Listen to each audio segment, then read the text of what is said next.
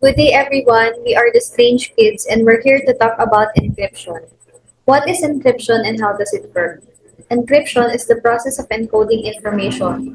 This process converts the original representation of the information, known as plain text, into an alternative form known as ciphertext.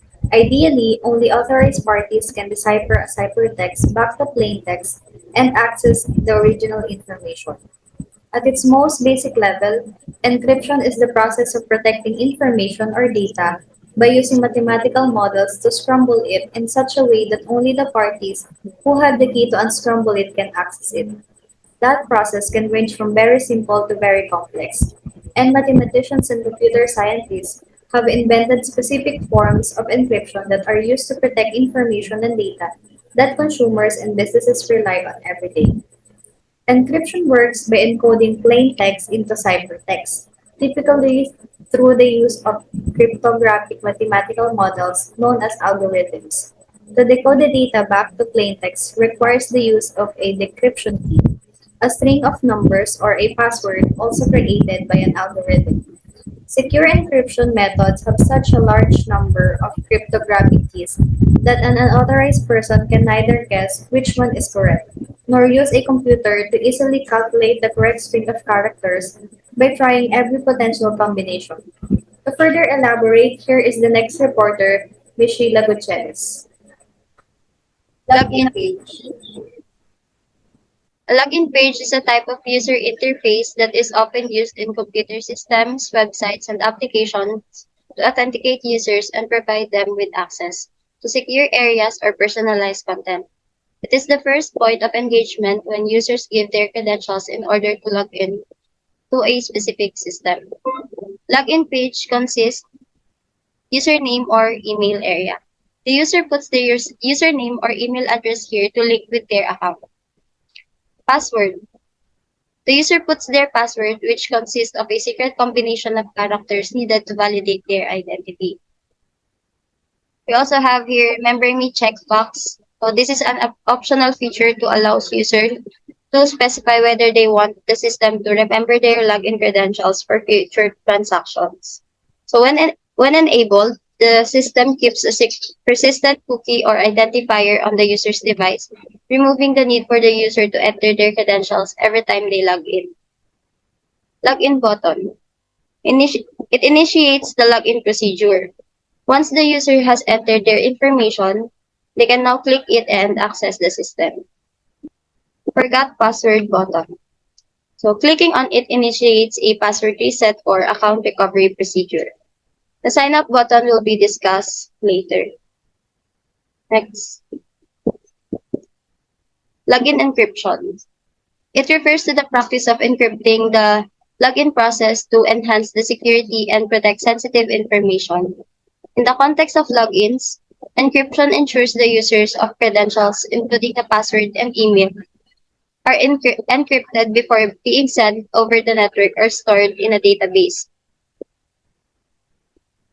Password and username encryption. So when you enter password and email during the login process, it is typically encrypted before being transmitted to the server. The server stores the encrypted version of the password in its database rather than inputting the actual password. In this way, even if the database is compromised, the attacker won't have access to sensitive data. The next part will be discussed by Joanne Telan. Next is the sign up page. Sign up is an action to register yourself for a new account. Different web portals might use different terms for returning users, but they all use sign up for the process of first time registration. Simply speaking, when you sign up for something, you actually register yourself as a new user. It is an action that better describes how you can interact with the website. Sign up usually means to create an account by entering your information into the system to register yourself as a valid user. Most sign up forms require a name, email address, username, and password. Next is forgot passwords.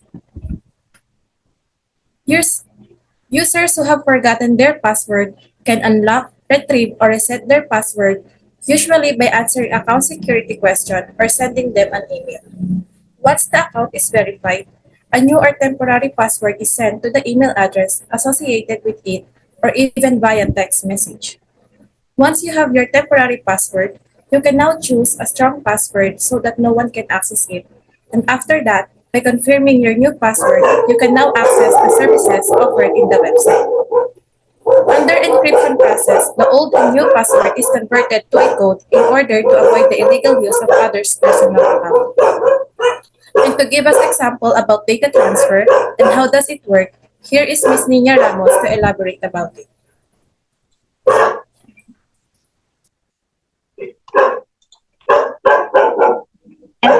Encrypting data while it is being transferred from one device to another provides effective protection against interception of the communication by a third party. Data can be transformed into an encrypted format and transferred over a non-secure communication channel yet still remain protected. Here is an example of data transfer under endpoint encryption.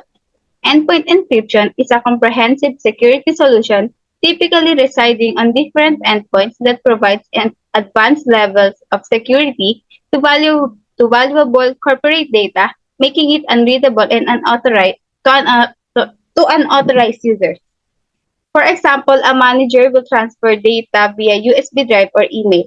Endpoint encryption can be deployed using two strategies. The first strategy focuses on full disk encryption, while the second targets file encryption. File encryption refers to protecting files on an endpoint by locking specific files for transfer or storage. On the other hand, disk encryption, also referred to as drive encryption, encrypts the entire drive. It secures the computer device from external attackers and allows intended users to access it by authenticating them. There are several policies involving in conducting full disk encryption. Database stores all user-related information, encryption policies, and event logs. The server consists of several control policies that provide services of different kinds, including endpoint encryption, legacy web service, etc. While Security Center enforces encryption policies, it is important for companies to encrypt their data in every operation, especially in transferring financial data. There are some companies or organizations that does not encrypt data. And we all know that if we don't encrypt data, there's a great risk and chance of data breach.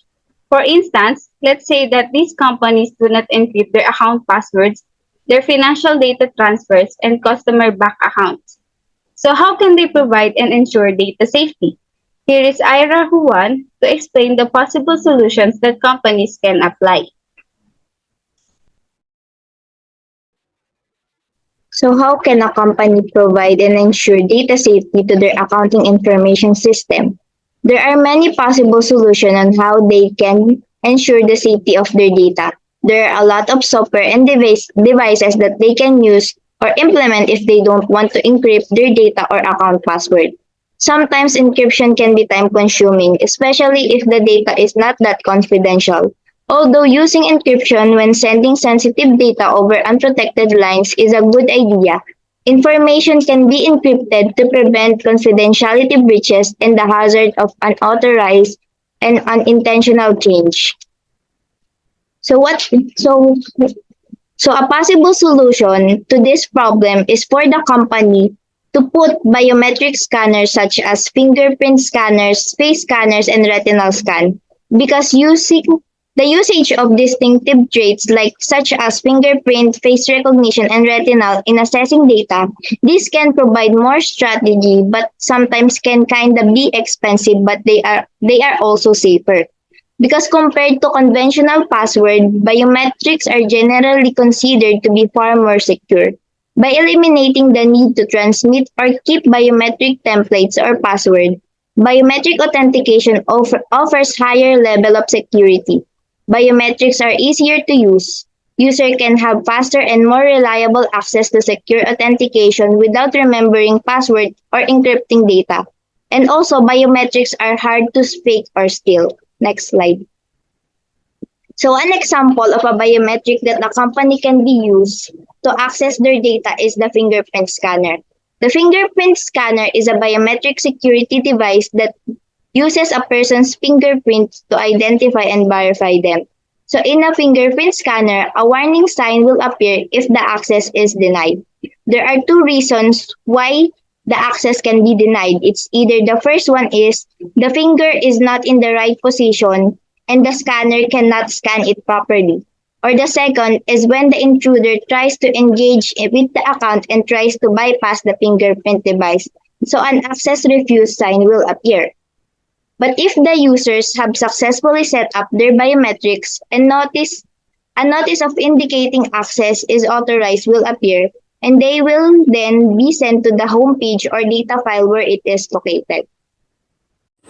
To meet our team, Miss Patricia Resurrección, Sheila Gutierrez, Joan Telan, Nina Ramos, and Ira Juan. And that's all for our report. Thank you for listening.